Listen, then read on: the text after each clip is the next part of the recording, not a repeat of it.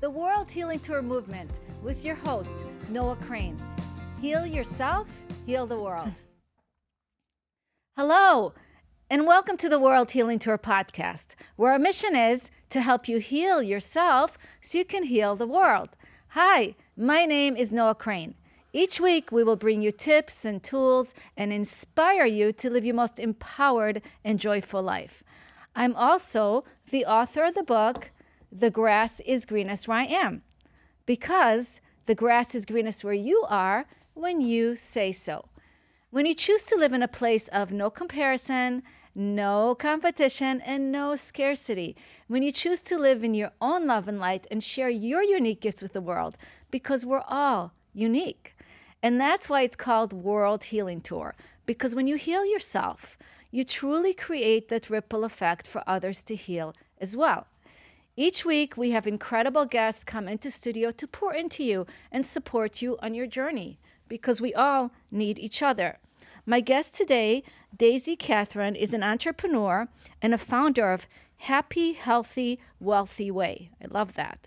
She helps high achievers heal, lead, and thrive by blending wellness, mindset, and conscious success, guiding others to realign their lives with purpose, balance, and inner power.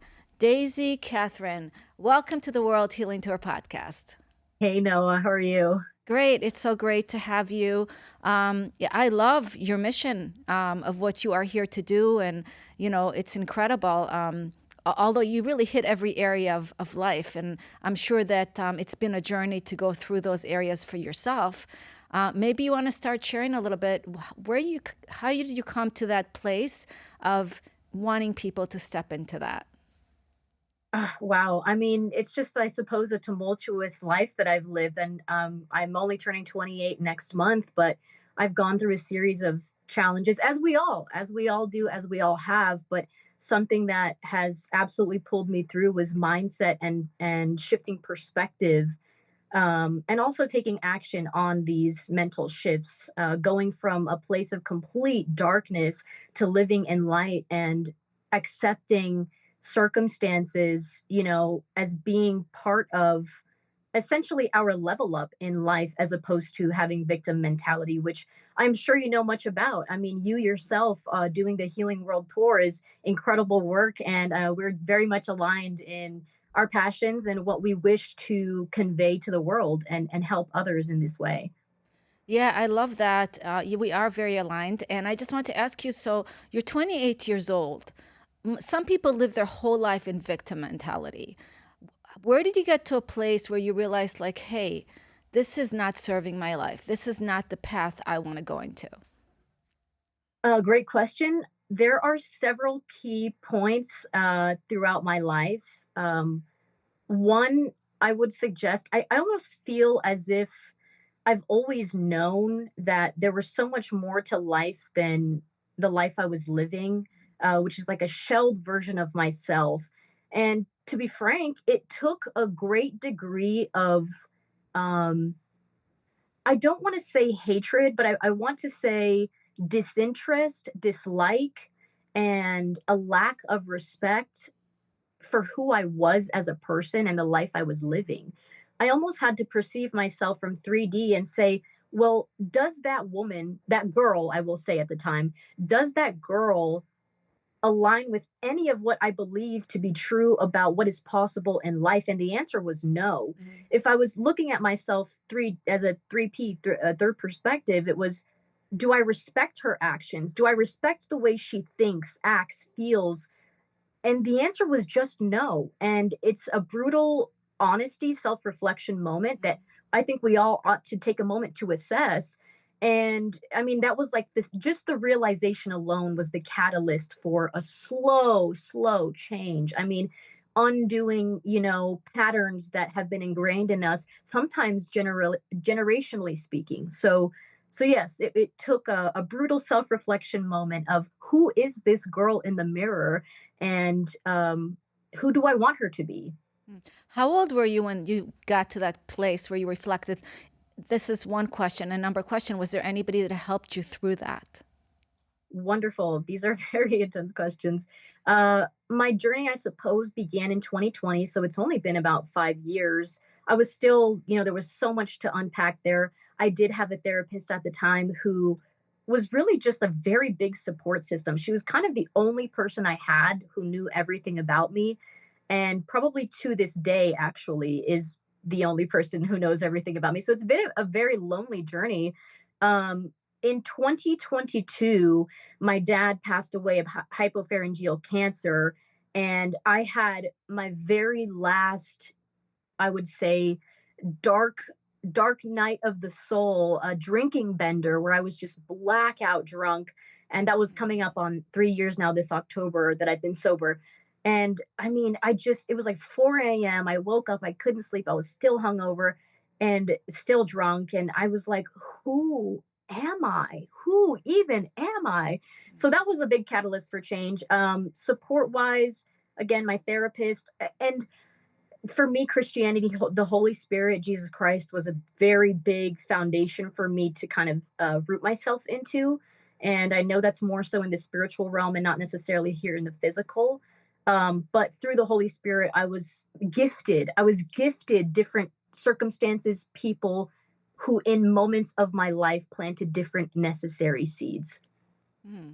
Amazing. So what I heard is that your faith, you found faith in something bigger than you, and you also were able to have an amazing support system with your therapist, who seems like she's an incredible woman, and she's been a real guide in your life. Would you say that's true?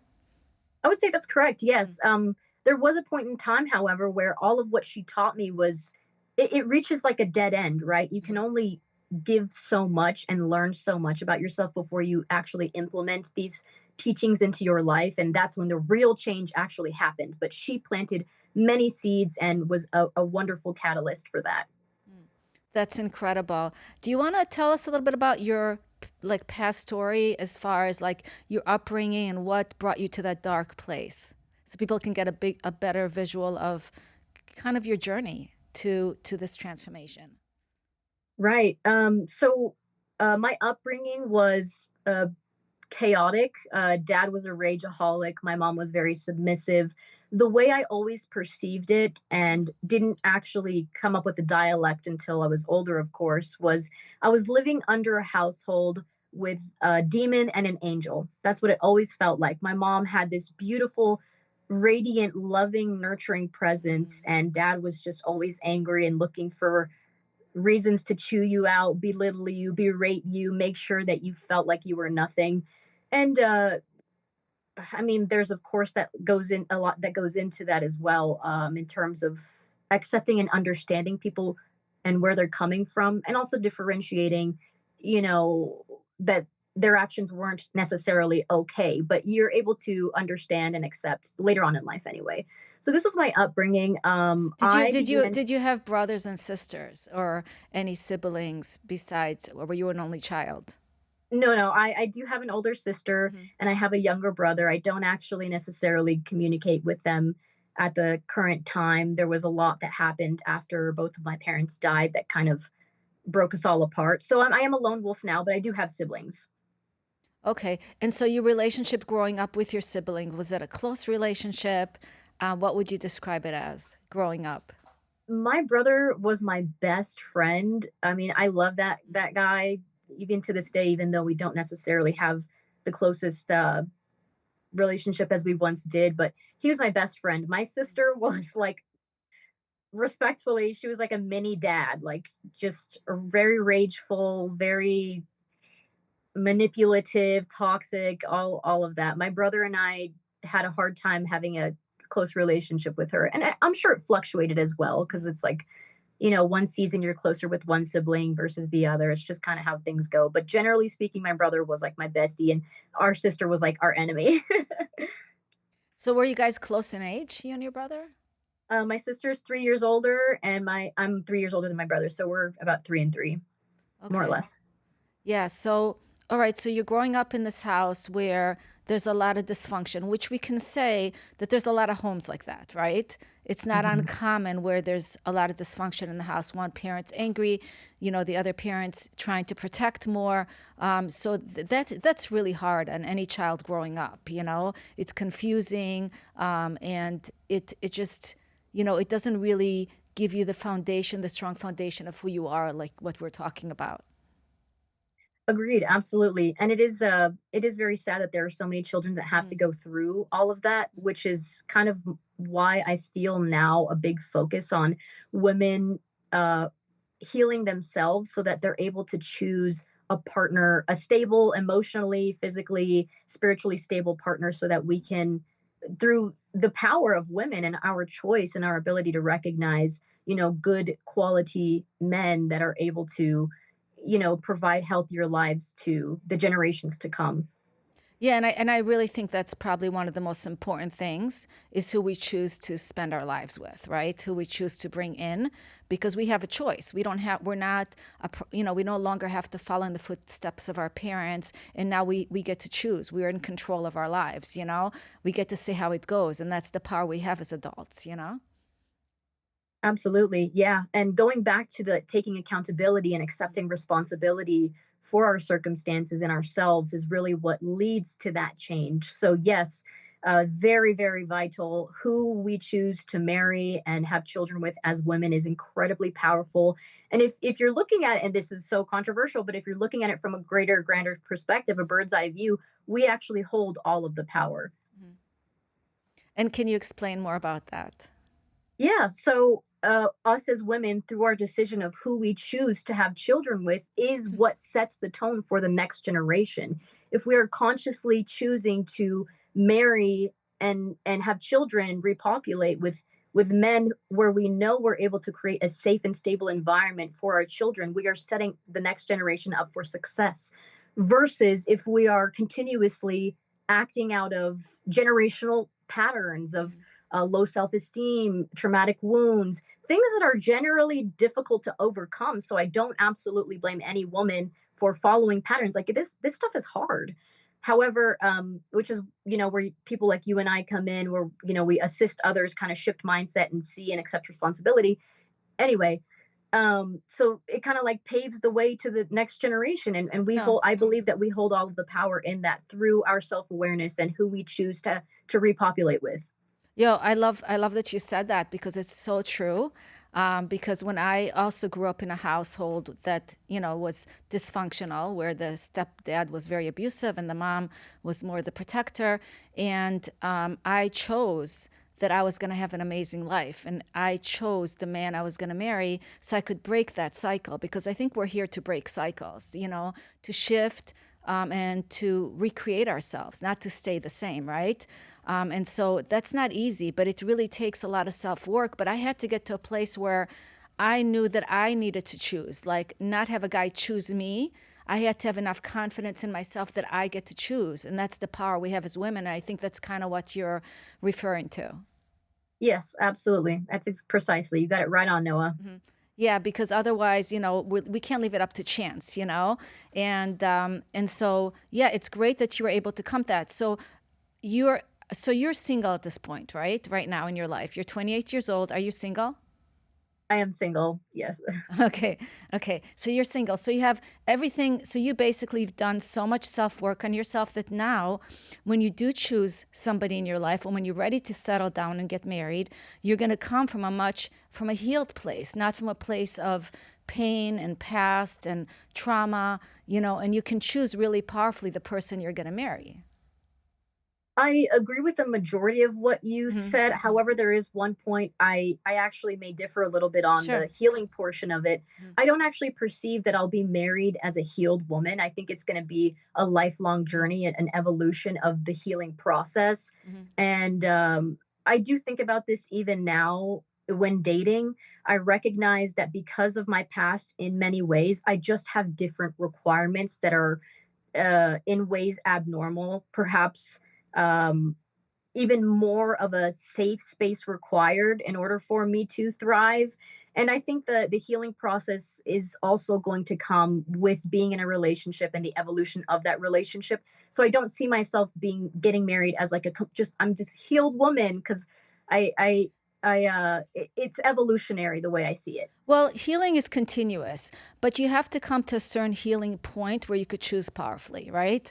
You won't be able to choose the right person if you're not healed to a certain amount where you know yourself, you believe in yourself, you know what you deserve in life and what you're not going to settle for, right? That doesn't Mhm. mean that there's still not more healing to do, because we're always healing.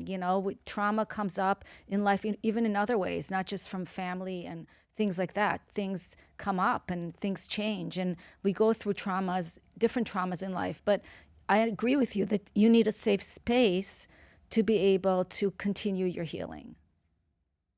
Yeah, absolutely. And I do agree. There does have to be a foundational level of healing, just like a base level, essentially. Mm. But yes, and it is continuous. It's always going to evolve. It's going to look different. And like you mentioned, according to life circumstances, as things go on, think just different triggers will arise from different circumstances and places that really can only be experienced through life itself. Yeah, and that's why it's important to also find your soulmate, right? I really believe that, when I was ready to get married and settle down, I wanted to find out that one person that was meant for me. And it does make life so great. I've been married to my husband for 29 years. And when you're with the right person and you really know that person is your soulmate, not just that you love each other, but your souls actually are so connected and love each other so much. It's different. It's much more than physical. Like there's a real soul connection. And it's priceless when you have that kind of love in your life and that kind of support. Because I do believe, and just from my own experience, I'll share, is that through that, my husband helped so much of my healing. Like just being with a person like that loves you unconditionally and just gives you the space to heal and is always there to support you, that helped me heal so much of my own broken pieces. So, yeah, the healing continues, and it's such a blessing to choose somebody that really understands you and is always going to be there for you. That is the goal. I mean, Mhm. that is what we want as women. I can't speak on behalf of all women, but I think at a foundational level, that is truly what we want at the end of the day. Yeah, so let's talk a little bit more about your journey and about your journey to healing and some of the things that you had to break through. Uh, is there anything in specific you have in mind? I don't even know where to start. That's okay. So, to get to a place where you respect yourself, what did you have to do for that? The first one was very obvious, was Mm, stop drinking, because that was kind of like this, like, who even am I? mm. Stop drinking alcohol. I had been drinking alcohol since I was 12 years old, so that was a 12-year cycle that I had to undo and break, and it was so intense. I mean, especially now that I at that time, I was grown.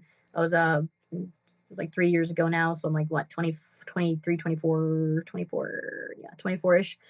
Um, and also my dad had just passed away, so it was like, okay, well, now I'm facing the reality that I have been avoiding for the last 12 years, except now we're going to add a close family death to that. And frankly, the grieving what I wished for in a father, and I know that sounds so cruel, and in some ways I did love my dad and I did appreciate him. It's complicated, right? It's complex. But I was almost like grieving the dad I wish I had, because I always had this illusion that he would kind of change and he would be someone else in my life and not treat me like a hot, dumpster fire, a dumpster fire trash can. I don't even know. But that never happened, right? So I was grieving the illusion of what I wanted him to be. And I also recognized the patterns in which that showed up in my relationships, where I would end up with boys who behaved in ways that were belittling and berating. I would not say abusive, but I would say just like operating in kind of like the same uh in the same fashion that my father would treat me, as if I do not matter. Perhaps not to the extent that in which dad did, but and I would accept it because I had a very low self-esteem. So that was another kind of thing I had to face with relationships, in my personal life. And also, dating guys that I didn't respect and I didn't necessarily see as a good father or husband material. It was more so coming from a place of like, well, I'm kind of lonely and perhaps this person might fill a void. And of course that never happened, and I'll be 28 next month, so I'm still technically 27, but um I've never been in a serious long-term relationship. My longest relationship would last 4 months.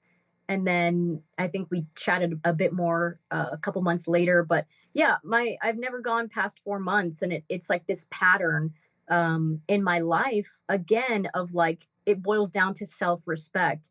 Obviously, that wasn't something I was taught growing up. So that was a very big mirror. I call it the woman in the mirror when it's like this technique that I do, just the woman in the mirror, having a conversation with, who you're looking at and trying to look at yourself from a third person perspective. So self respect was a very big one. Relationships, the patterns of relationships that I had, how they kind of rooted in many ways to, my upbringing.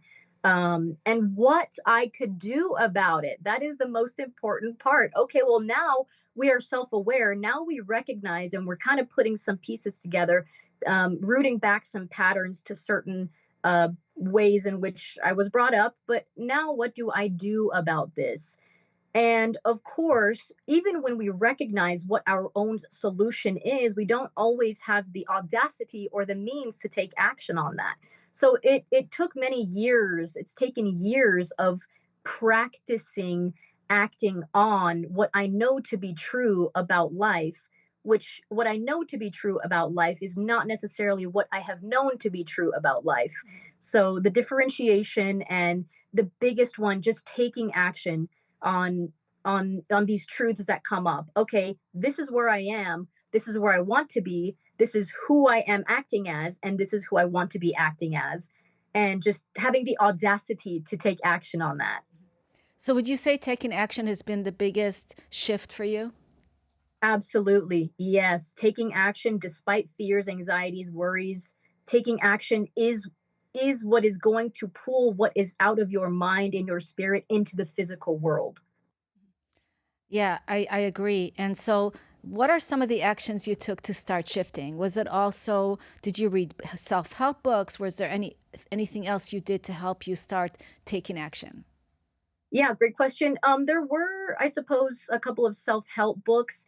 Weirdly enough, I think children's books far more inspired me. I read The Secret. It's like here on my bookshelf, The Secret Garden. I think it's what it's called. It's basically a kid's book about a girl who is like abandoned. Her family dies, and obviously off the bat, I'm like, this is so me at this point. All she wears is black, which I found very relatable. And she gets sent over to this like creepy abandoned home. It's an abandoned home, but it's like a big home.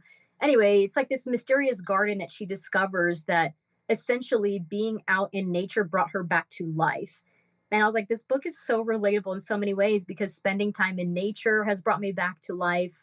Doing things that I find terrifying or severely out of my comfort zone, I ended I ended up going to large networking events with very big important people because I knew I wanted to be somebody, but I had that fear of like, well, imposter syndrome. Well, what am I bringing to the table? And that's something else I've had to overcome is accepting that I simply am what the people around me need, as opposed to like, oh, here on paper I've done this. This is what I bring to the table, right?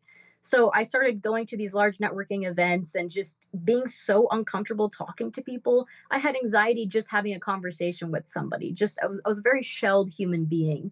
And again, like I used to be a very heavy drinker. So I would kind of drink before I did anything. I'm like, oh, I have a class to go to. Let me take a couple of shots, get like a stable. Because my anxiety was always very high and spiked. So I had to neutralize myself, through this alcohol. So running, I got into running to learn how to manage that like spiked anxiety.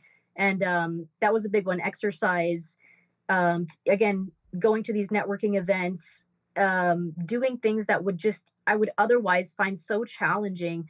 At one point, I made this huge leap of faith. I was so terrified. And this was only a year ago now. I drove from Texas to Mexico, where my family was after my mom died, because I was experiencing just a lot of hard things in that household, with like a family. My older sibling, she was threatening to kick me out of the house that I grew up in, and it was a mess. And I was like, I cannot let anybody rule over me anymore. So I made a decision to literally pick up my whole life that I've always lived here in the United States and go live in Mexico. I'm going to drive across the border. I was so scared. I was like, am I going to get kidnapped? Am I like, I don't know.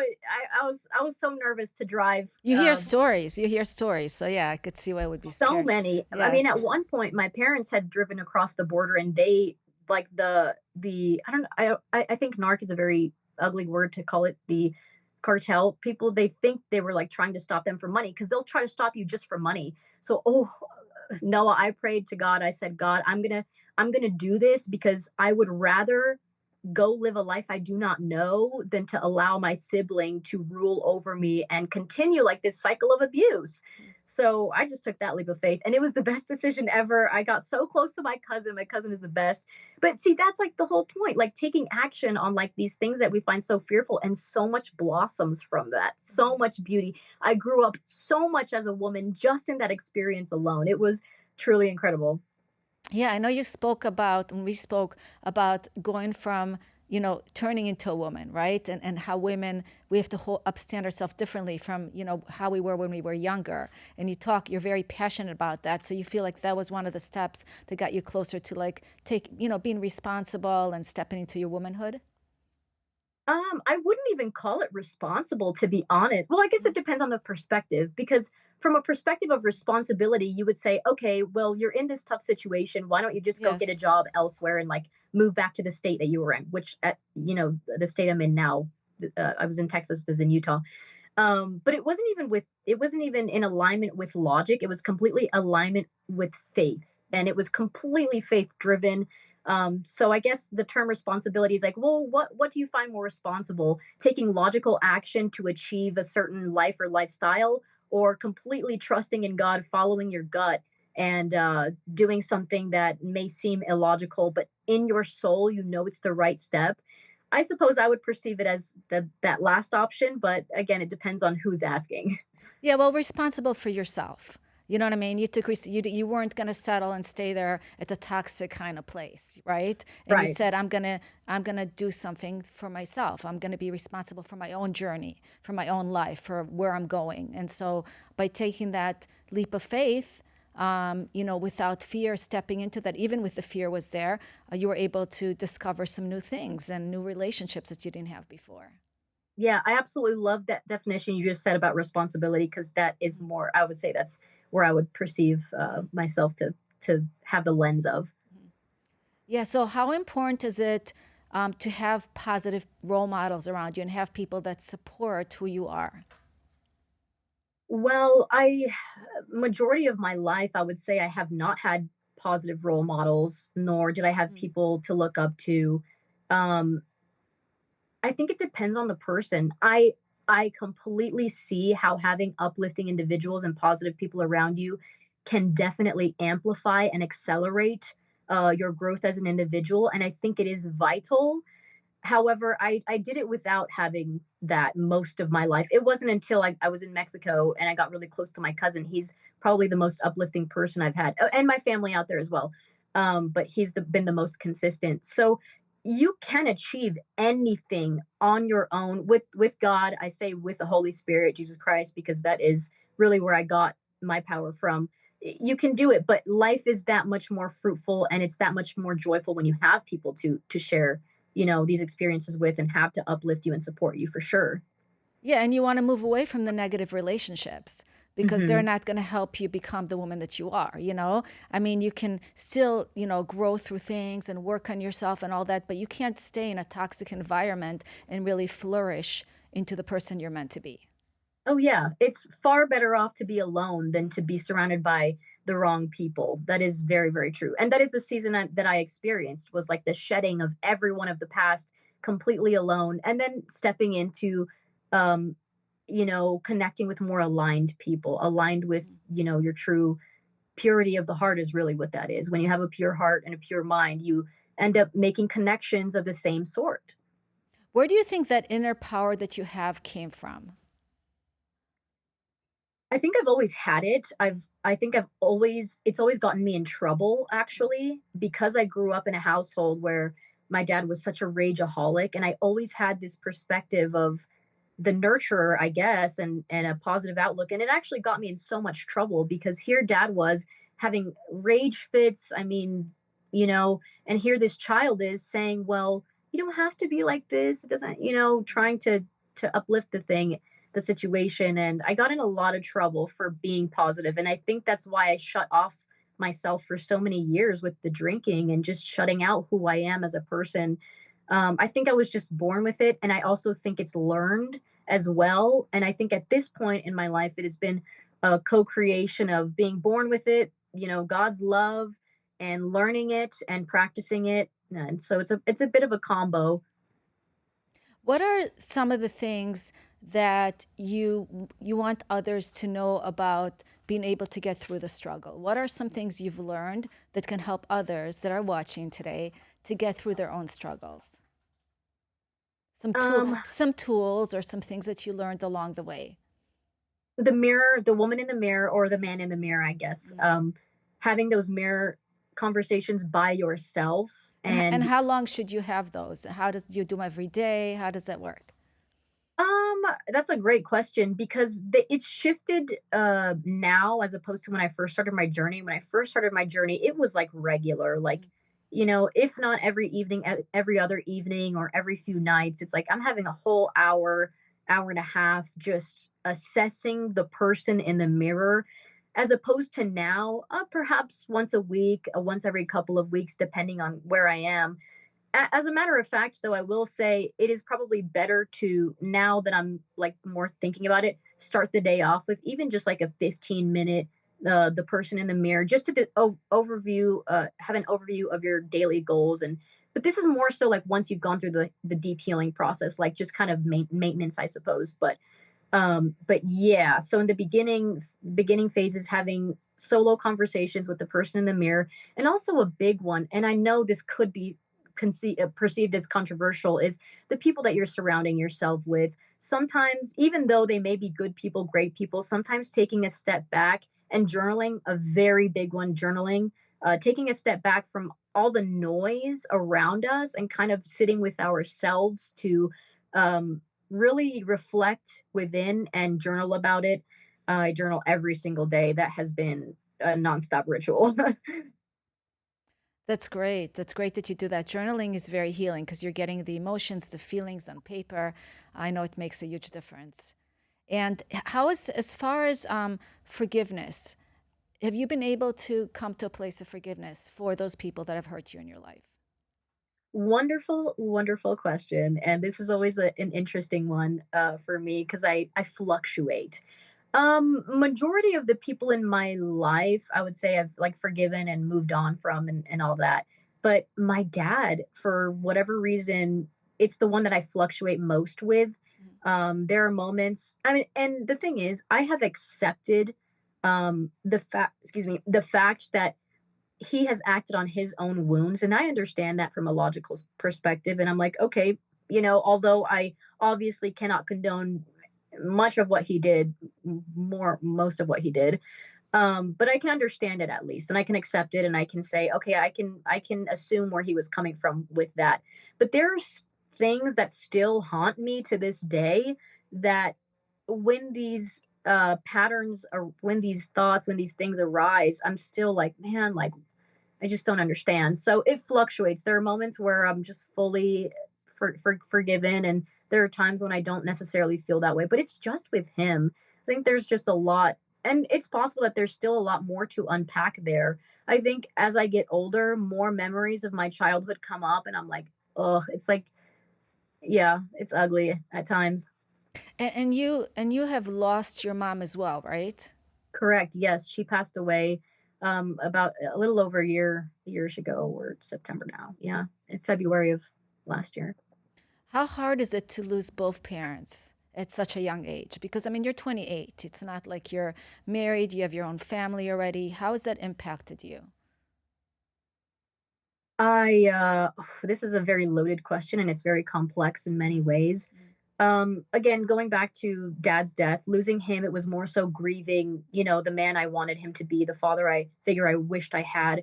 Losing mom, it was the grief was just so profound for my sadness for the life that she did not receive that she absolutely deserved. My mom was an incredible woman with a heart of gold. Like her spirit was literal gold. Mm.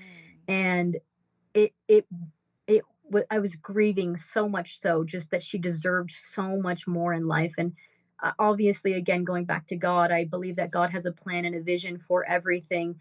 But there was a little bit of back and forth between like, okay, well, this must be God's plan. I must accept, things as they are. And also just grieving like, man, my mom deserved to live a princess life with her heart of gold, and she didn't get to have that. And equally, I think losing both of my parents has allowed me to become into a lot stronger of a woman, because there's a lot of emotional turmoil that is being um, navigated, right? And navigated and felt and processed. But yeah, my biggest thing for mom was like she just deserved so much better. And going back to not settling, it almost 10 times more fuels my life overall in terms of career, in terms of love, in terms of friendships. Like I cannot settle because I've seen what that does to a woman, to her spirit, and the way I saw it was just like a life drain out of her, and it's so heartbreaking, and I miss her so much. Can you tell us a little about your mom? Yes, she was born in Mexico. She has, I think, six siblings, or she's one of six. Really lovely people. She had a great relationship with her dad, my grandpa. He was a very wise grandpa, very sweet. I didn't get to meet her mom. Her mother actually passed away of breast cancer. And my mom actually had breast cancer years ago, and then my mom passed away of pancreatic cancer a little over a year ago. Um, she just has like this beautiful spirit that I unfortunately witnessed kind of shut off throughout the years.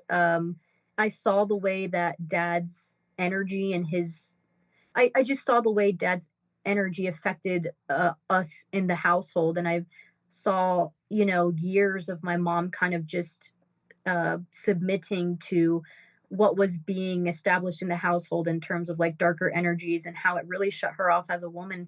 And it's so hard to see. It's really sad. And she didn't deserve to live that life. I think she deserved so much love and happiness, prosperity, and to be just everything she wanted to be and more. She had so many dreams and visions of being a businesswoman, and she got her hair license at one point, and it became an issue for dad because my mom was cutting men's hair. And when you have psychotic raging jealousy issues, well, you're not allowed to do that. You're not allowed to touch another man's hair even though it's what you do for work. And so she wasn't allowed to do that after a certain period of time. It was almost also like hearing him chew her out all the time just wasn't even worth, her pursuing what it is she wanted to do, cosmetology, and that was also a very big heartbreak. So I seriously feel like it is my duty as her daughter, as a daughter of both of them, because in some ways, I mean, my dad was really good at math. Like there are things that you can pick up from both of your family lineage, whether you agree with the way they live their life or not. But I find it very important for me to completely live a life that is in alignment with what my mom deserved because it's also what I deserve as well. Yeah, thank you for telling us a little bit about your mom.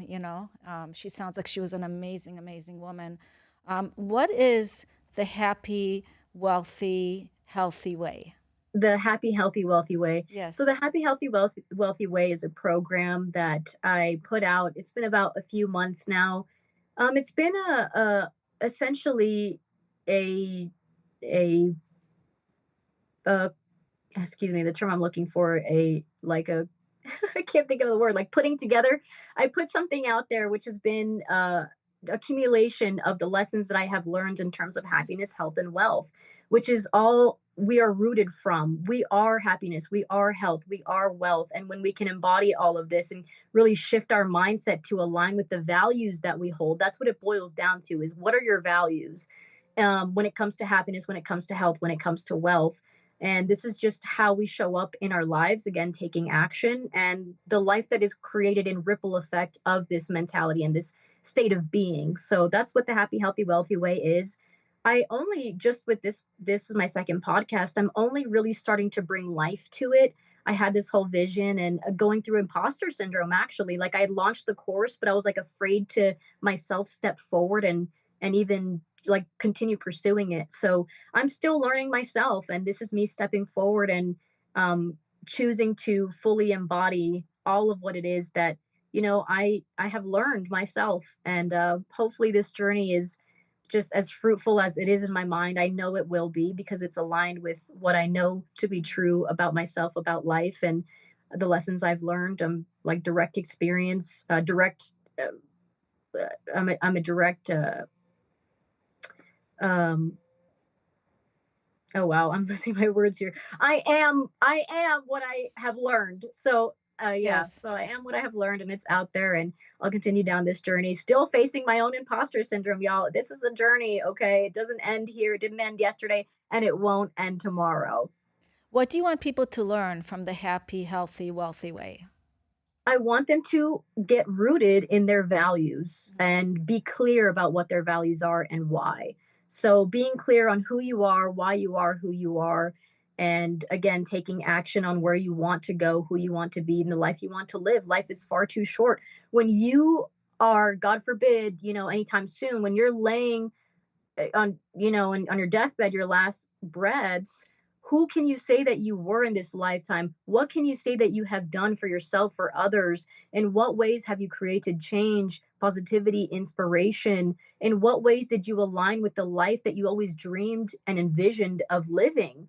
And if the answer, even just reflecting now, is like, well, all I ever did was work and live a mediocre life, and I didn't quite enjoy my life, I just was kind of present, which is what I was, right? Um, I want those people to realize that there's so much more. And it's very important that even though it sounds morbid, like think about the future and like death, honestly, like think about the point of death where you get to reflect back on your life. Who were you? Why were you who you were? And did you live the life that you always dreamt of living? Yeah, it's really funny because at the end of my book, "The grass grows where I am," the grass is greenest where I am. It says, like at the end of your life, who do you want to be known for? Or what do you? So it's good that you have that reflection because it is really important to reflect, to see the bigger picture. Because I say so many people do things without seeing a bigger picture. They just do things and then they might regret they did them. But when you're able to see a bigger picture, like the real impact in your life, what you do today or the next action you take and the next step you take, what's the consequence of what we do today? When you're able to see the bigger picture, I think that we would make different choices in life, but it's because we're not seeing the whole picture. We're just thinking, oh, I feel like doing this, or I want to do this, or I don't like this. But if you don't see the long-term effects on your life, then you're missing something. Absolutely. No, a wonderful bird's eye view perspective and completely aligned. That's incredible that the end of your book says that. So, going back to emanating who we are and being and meeting people who are in alignment, that this is a great reflection of that, even just this conversation alone. Yeah. So, what would you say when you think about happy? What's some things that you could say, okay, that would give you a really happy life? What are some things that are aligned with happiness in your mind that you want people to know? Yes, it is waking up and being grateful for who you are, being grateful for the life that you live, and enjoying the little bits and moments of life, not living from a perspective of, I have to do this because I need to do that because this needs to equal out in this way. And that's a very anxious lifestyle. And I think a lot of Americans tend to live that life now because there are illusions, I'll call them illusions about life, the life we're told that we ought to live. And I think happiness is really just being in a state of flow and emanating in all areas of your life who you are, and really just being unique in all of who you are in your spirit, mind, essence. That to me is a happiness, of course. Safety, stability are some very basic levels of that. The perception of happiness is very subjective. And I did have this conversation actually in church, because some people perceive happiness to be this elated feeling of an excited emotion of an experience. And I don't actually perceive happiness to be that way. I think that's just an elevated experience, a moment where you're experiencing, perhaps some may perceive it as joy or excitement out of like not hormones, but when you exercise, you get a spike of the whatever. Endorphins, endorphins. Right, endorphins. Thank you. I'll help you out. Don't worry. Okay. So we said happy is like being in a place where you're grateful, where you have stability, you feel secure, you feel safe, all these things. I love it, right? Now Mhm. let's go into the next one. Where would someone be where they feel healthy? What would they have to do what does it mean to be healthy to you? To me, what it means to be healthy is being rooted in your values. And again, this in some ways, in terms of like physical world, this could look like exercise. This could look like eating habits. But the thing is, those are just mere manifestations. I mean, the term manifestation; those are physical representations of what goes on in the mind Mm. prior to anything else, in the mind and the spirit. So the spirit, mind, physical world. There are like three different layers, and we have to get our spiritual health clear. I don't want to use the term good or bad because that's subjective. It's more so we ought to be clear on our values in order for that to kind of manifest and restructure the way that we perceive life, which then changes the way that we act on life, such as eating habits or hobby routines. So, yeah, hobby, exercise, eating habits, thought processes, the words that we speak, the way that we think of ourselves, and Mm. spiritual hygiene are some that fall into the health. Mm. And how we treat ourselves on a daily basis, right? That would be under healthy too. Yes, absolutely. Yeah. Yes. And let's go into wealth. What would you consider to be the wealthy way? What would be I'm wealthy? So again, this is a great question, and it goes back to the root of values. Mhm. So, many people perceive wealth to be a form of status, who you are, how you portray yourself, what your resume looks like. And although this may be true, and this eventually comes to fruition, firstly through again the spirit and the mind and the physical. So first we must become wealthy and rich in our soul, in our essence, and the Bible talks about this as well, how we the fruits of our labor are who we are essentially. So again, rooting back to values. An individual who is wealthy is not going to have actions or thoughts of like, I cannot accomplish this, I cannot do this, or having a low self-esteem in the spiritual realm, which is what leads to these thoughts. So all of these pillars boil back down to values and being clear on values. Again, I will not say good or bad, because there are overweight, lazy billionaires, So but it all boils down to a subconscious truth of who we are. And it comes with clarity and vision of values at the end of the day. Good, thank you. That's great. I love that. The values are very important. So how can people, because we're running out of time, how can people, Daisy, connect with you, find you, work with you? I don't have any coaching programs or anything of the sort. Again, I'm just kind of getting back to really stretching out the happy, healthy, wealthy way, but I can be found on my website, thehappyhealthywwealthyway.com. I also have an Instagram account. It's the same handle, the happy, healthy, wealthy way. And yes, I'm very excited to take things to the next level and expand this mission. And Noah, I look up to you tremendously for what you've created here on earth. And I'm so excited to also get to do the same thing and kind of grow into that as a woman. And I respect very much what you're doing. It takes courage to act on who you are, and not all choose to do it. So props to you for doing so. Yeah, thank you so much, and I'm so proud of you and what you're doing with your life because I know your future is absolutely incredible because you've taken charge of your life. So I'm excited for you. Thank you so much for sharing yourself, for sharing your journey. I'm sure our listeners will be inspired by your story and to know that nothing's impossible when you put your mind to it, and you can always change things. You don't have to be stuck. You don't have to stay the same. Just take action and work on yourself. Absolutely. Well said, Noah. It's Yeah. been a pleasure. Thank you so much. I want to thank you today for joining us on the World Healing Tour podcast. Until next time, remember to take these three important actions that I always talk about that really change your life. So, element number one you want to practice every day is to have a grateful heart and connect to your gratitude. When you're connected to your gratitude, you're focusing on what's working in your life rather than what's not working. You're connected to positive feelings and positive emotions, and therefore drawing more positive people, things, and experiences into your life. Number two, element number two, remember every day to ground in love and compassion. First, love and compassion for you, because we all need more love and compassion.